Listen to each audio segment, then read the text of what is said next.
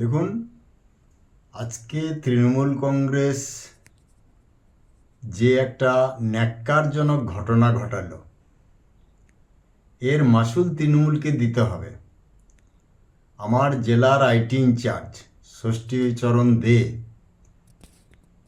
যাকে আমরা টোটন বলে ডাকি, তাকে যেভাবে 15-20টি মোটর সাইকেল করে প্রায় 30-40 জন উন্মত্ত যুবক যেভাবে এসে তার ওপর আঘাত করেছে, এটা চরম চিন্তার বিষয়। তার চোখ, নাক, মুখ সব ফাটিয়ে দেওয়া হয়েছে, রক্তান্বিত করে দেওয়া হয়েছে।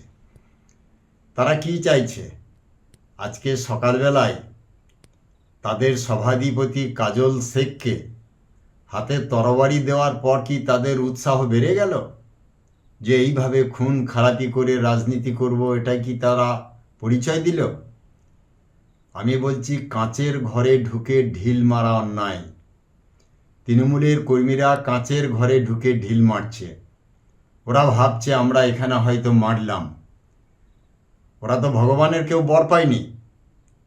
বিজেপি শান্তি শৃঙ্খলা বজায় রেখে প্রত্যেক মানুষকে ভালোবেসে রাজনীতি করতে চায়, হিংসার রাজনীতি করতে চায় না।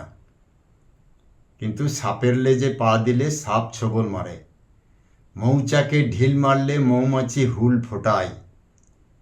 তারাও খেয়াল রাখবে, তাদের ওই জায়গায় টোটনকে মারা হলো বা ষষ্ঠীকে মারা হলো, সব জায়গায় ওরা মারতে পারবে? আর ওরা কোথাও যাবে না? ওরা বোলপুর ঢুকবে না? কি চাইছে? ওরা কি চাইছে যে এইরকম একটা মারপিট করে রাজনীতি করব?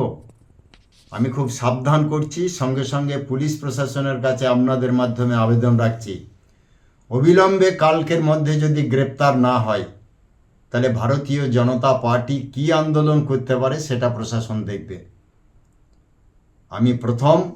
আমি শান্তিনিকেতন ওসিকে ফোন করেছি, অবিলম্বে দোষীদিকে গ্রেপ্তার করতে হবে এবং কঠোর থেকে কঠোরতর শাস্তির ব্যবস্থা করতে হবে।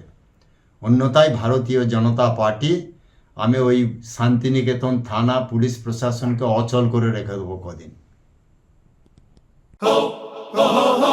পুজো মানে জমকালো লাইন, ড্রপ বক্স লোফালুফি আইন, পেপারের ক্যাটালগে আঁকা, বাঙালির ইমোশনে মাখা।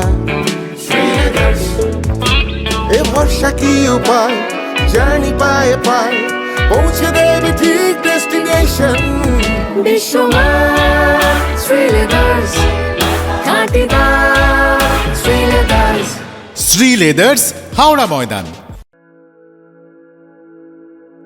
আপনি কি জটিল কিছু সমস্যায় ভুগছেন? সমাধান পেতে চান? যোগাযোগ করুন প্রখ্যাত জ্যোতিষ ও তান্ত্রিক মনসারাম ভট্টাচার্যের কন্যা মনসা কন্যার সাথে। প্রখ্যাত জ্যোতিষ ও তান্ত্রিক মনসা কন্যা হাওড়া জানবাড়ি ও হাতিবাগানের নিজস্ব মন্দিরেও বসেন। যোগাযোগ 9830106967 আর 9239655323।